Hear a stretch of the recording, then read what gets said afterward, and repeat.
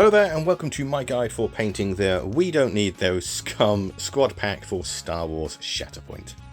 As you can see, the first thing I've done is sprayed Boba Fett and IG-88 with some matte black spray, and I've sprayed Bossk and Dengar with some matte white spray. Both these sprays are from Colourforge. So starting with IG-88, I'm going to use some Iron Hand Steel to basically paint his entire body. Then moving on to Dengar, I'm going to paint all of his suit with some Wraithbone. And I'll then wash both IG-88 and Dengar with some Army Painter Soft Tone. While that wash dries, I want to paint all of the skin on Bossk with some Elysian Green. And to get some nice shading in there, I'll give that a wash with some Athonian Camo Shade. And while that wash dries, I'm going to move on to Boba Fett. I'm going to paint his flight suit with some Dawnstone. And his suit will get a wash with some Nuln Oil. So once those washes have dried, I'm going to go back to IG-88 and I'm going to dry brush him with some Iron Hand Steel. And then moving back to Dengar, I'm going to relayer the Wraithbone, making sure I avoid any recesses. And this will be followed by a 50-50 mix of Wraithbone and matte white. And then lastly, that same mix, but at a 70-30 ratio in favour of matte white. And this is just on the tips and the absolute peaks. I'm then going to use Bugman's Glow to paint his face, which I'll wash with some Reichland Flesh Shade. While that dries, I'm going to move on to his armour, and for that I'm going to use some Rhinox Hide. I'll then wash that with some Agrax Earthshade that's been watered down with some Lamia Medium. Then going back to Bossk, I'm going to use a 50-50 mix of matte white and Elysian Green for the first highlight. I'm going to dry brush this on to help with all those scales. Then I'm going to use that same mix but at a 70-30 ratio in favour of matte white for a second dry brush. I'm then going to go back to Boba Fett and I'm going to use Dawnstone once again to relayer the suit, making sure I avoid any of the recesses. This will be followed by a 50-50 mix of matte white and Dawnstone for the first set of highlights. And then the final set will be the same mix, but at a 70-30 ratio in favour of matte white. Then I'm going to use some Avalanche Sunset to paint his knee pads and those little shoulder pads. And I'll give those a wash with some Cassandori Yellow. Then for all the areas that are going to be yellow on Bosch's flight suit, I'm going to use some Iyanden Yellow. While those washes are drying, I'm going to continue with Dengar. I'm going to start working on his eyes. First of all, I'm going to use some Abaddon Black. This will be followed by some matte white. And then lastly, Abaddon Black once again for his pupils. With his eyes out of the way, I'm going to move on to his face. So first thing I'm going to do is use a 50-50 mix of Bugman's Glow and Cadian Flesh Tone. This will be followed by Cadian Flesh Tone just by itself. Then a 50-50 mix of Cadian Flesh Tone and Kislev Flesh. And then finally Kislev Flesh just by itself for all of the more finer points and the bits that stick out the most, like the nose and the chin. With his face out of the way, I'm going to move on to his armour. And for that, I'm going to use a 70-30 mix of Rhinox Hide and Mournfang Brown for the first highlight. And this will be followed by that same mix, but at a 50-50 ratio. And we're also going from the top to the bottom and making sure the highlights are nice and gradual. Once again, we're going to use that same mix, but this time it's going to be a 30-70 ratio in favour of Mournfang Brown. Again, basically focusing on the areas where the light would hit the most. And then I'm going to add a little bit of white to that mix just to do an edge highlight on any of the armour areas that kind of stick out further than the rest. For his belt and the straps around his boots, I'm going to use some Dawnstone. And those areas will then get a wash with some Nuln Oil. The edging around the top of his boots, I'm going to use some Warplock Bronze. And the straps on his backpack, I'm going to use some Dryad Bark. These areas will then get washed with some Agrax Earthshade. So now we're going to move back to the yellow on Boba Fett, and for that we're going to relayer the Avalanche Sunset, making sure we avoid any of the recesses. This will be then followed by a 50-50 mix of Avalanche Sunset and Flash Gets Yellow. Then Flash Gets Yellow just by itself. And then finally a 50-50 mix of Flash Gets Yellow and Matte White. As we've got the yellows out, we're going to concentrate now on Bossk. So what we're going to do is we're going to use the Flash Gets Yellow, and we're going to highlight all of his flight suit, making sure you avoid any of the recesses.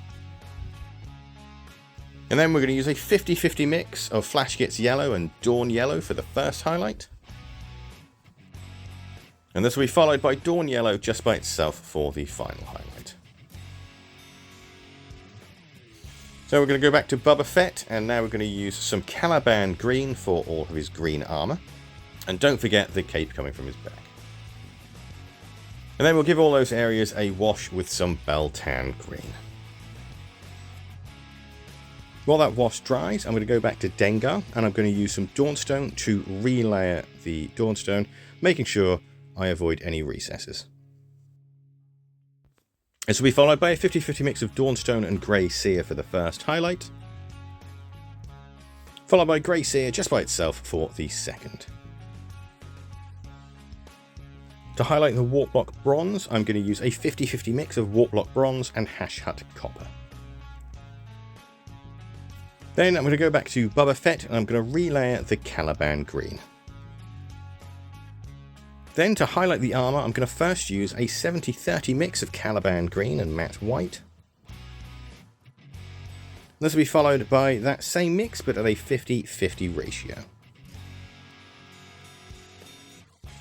For the cloth, on the other hand, I'm going to use a 50-50 mix of Caliban Green and Deathworld Forest for the first highlight, before adding a little bit more of Deathworld Forest to the mix for a 70-30 split in favour of Deathworld Forest.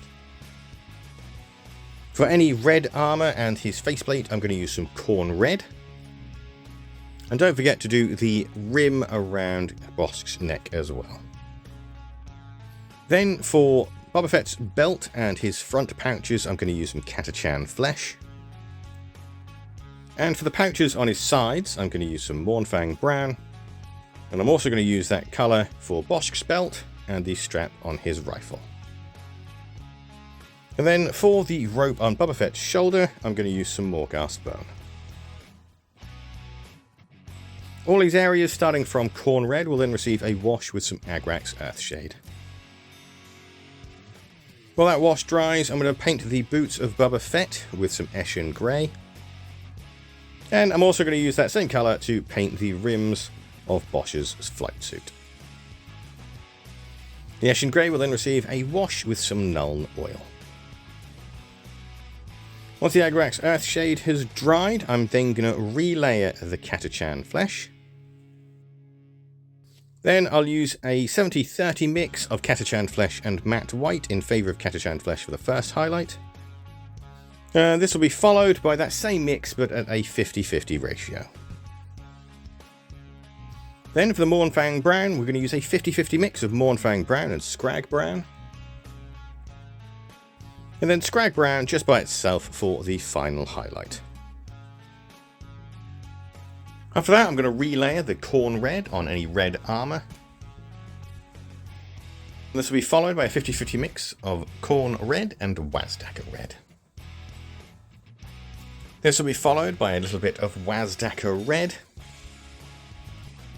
And then finally, a bit of edge highlighting with a 50-50 mix of Wazdaka Red and Matte White.